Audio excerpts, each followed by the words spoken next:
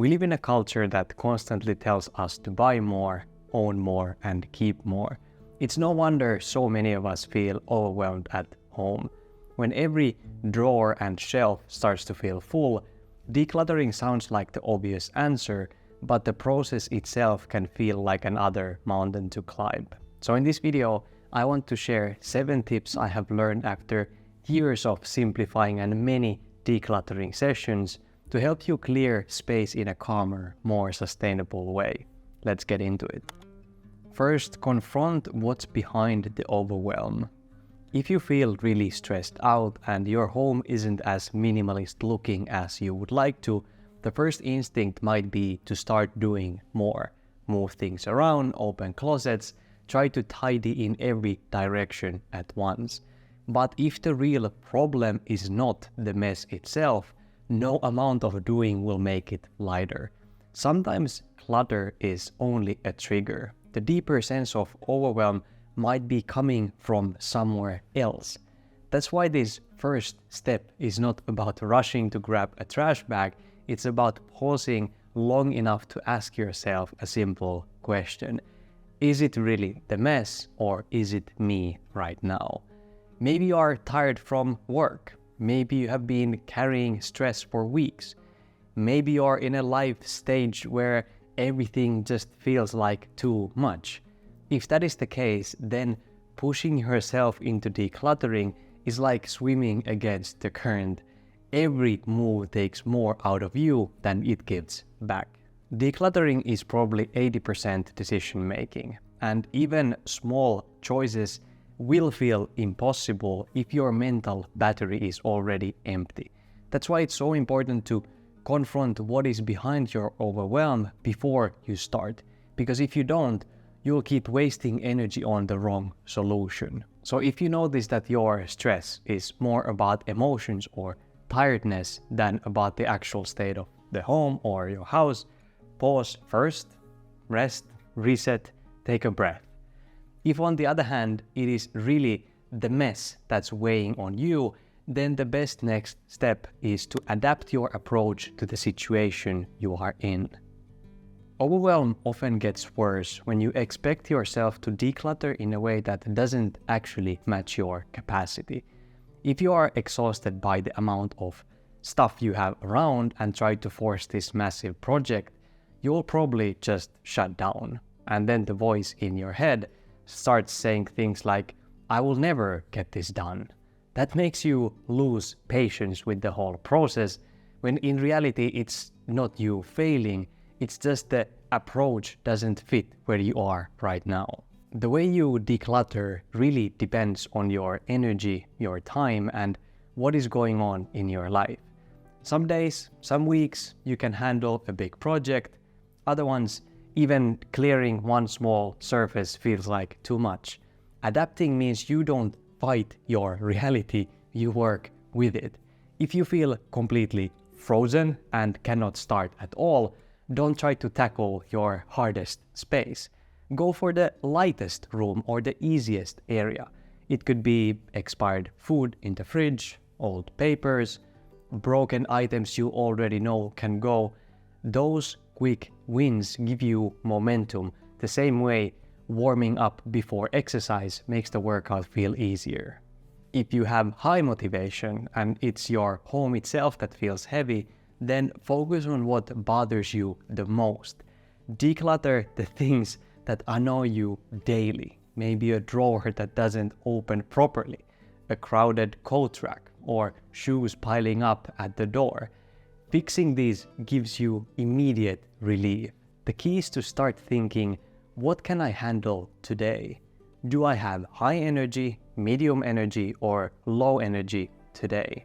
On low energy days, do the light stuff. On high energy days, go for the bigger projects. That's how you keep moving forward without burning out, by letting your effort match your life situation. 3. Decluttering doesn't have to be all or nothing. One of the biggest traps with decluttering is treating it like one single project. We tell ourselves that I'm going to declutter my whole house. And it sounds really good, but what actually happens is the task becomes so big, so general that you never really start. Or you start somewhere and halfway through it feels endless, so you stop, even if you still have the energy to continue. Decluttering doesn't have to be this one-time all or nothing decision. You don't need to figure out every corner of your life at once.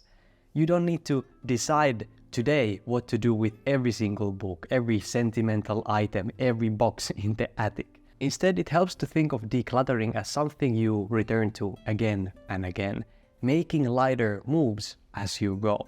When you approach it this way, you don't feel like you are failing if your house is not finished after one weekend or even after a month.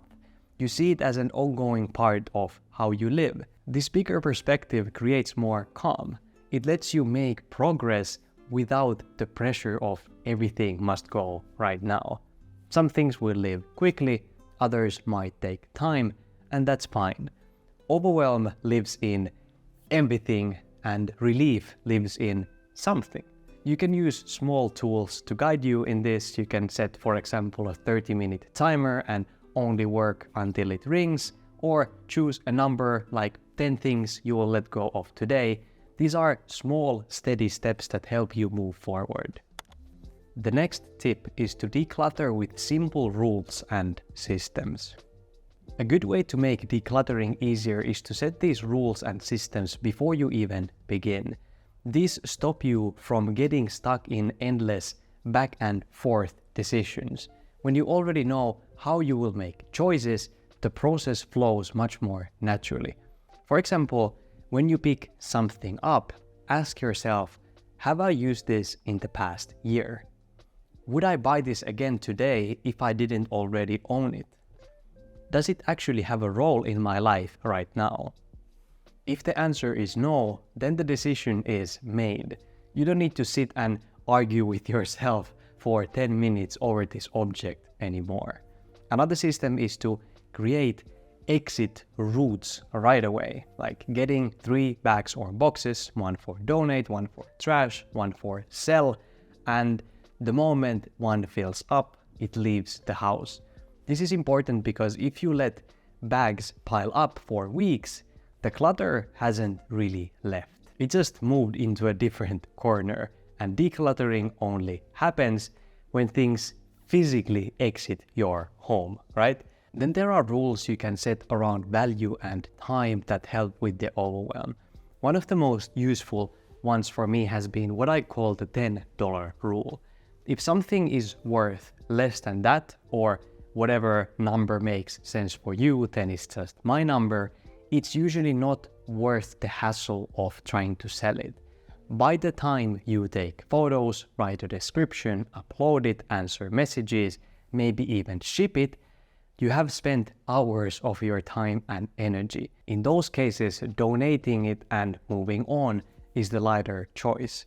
For items that are worth selling, give yourself a selling deadline. It's easy to hold on to things for months, hoping to get the price you think they deserve. But in the meantime, the item is still sitting in your space, keeping you stuck. So set a limit. For something small like, let's say you are selling a t-shirt, maybe a week or 2. For bigger things like a piece of furniture, maybe a month. If it doesn't sell by that date, by then, drop the price significantly or just donate it. And this connects to something very important about your clutter. Your stuff feels important to you, but usually it's not important to anyone else. These things you have might carry weight in your mind, but for others, they're just used second-hand items that have zero sentimental value and that might break at any moment. So think about these things objectively. Tip number 5, organize your way.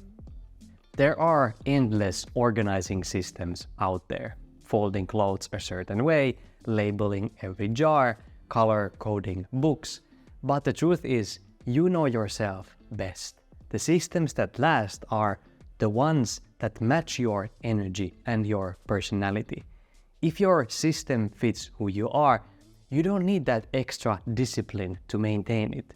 It holds itself up because it's natural for you.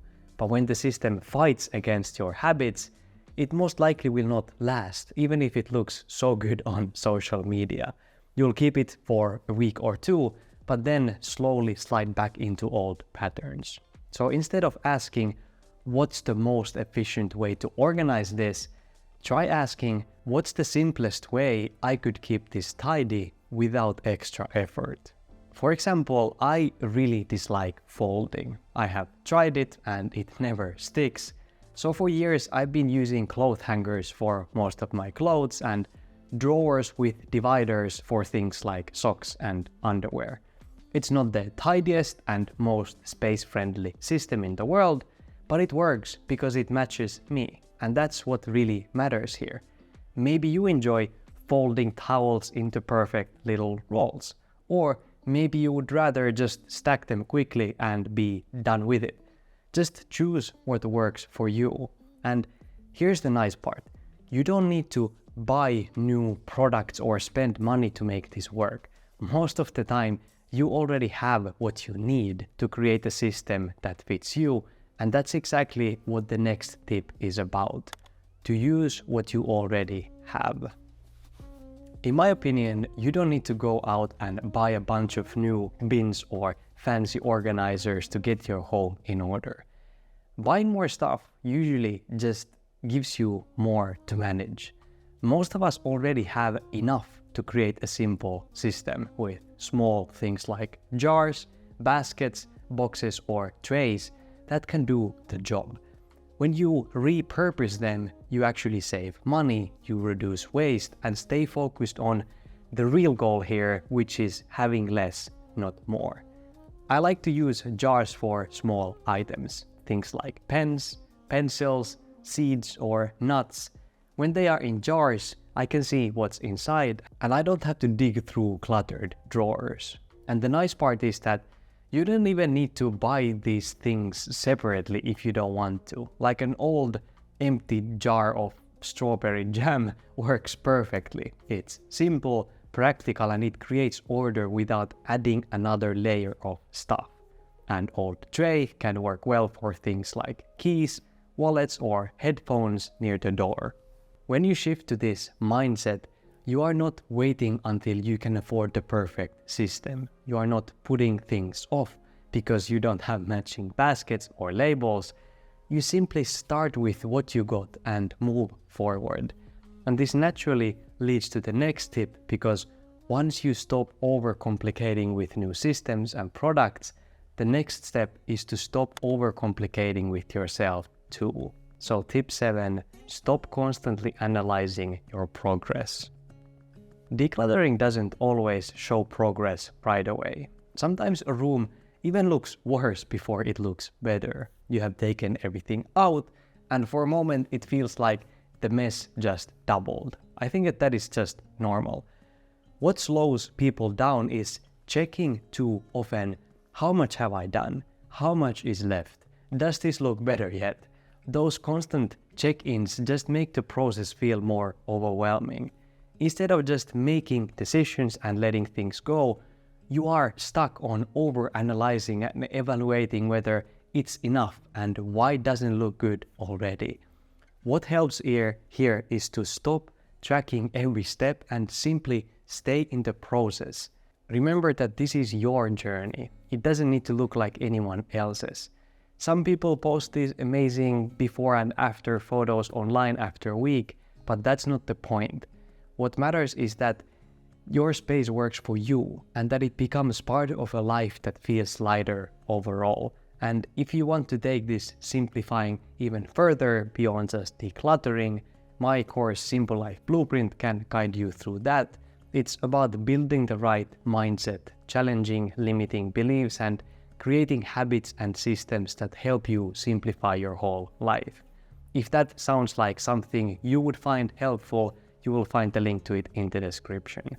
Thank you so much for watching. Remember to stay kind and meaningful in your own beautiful journey. See you in the next one.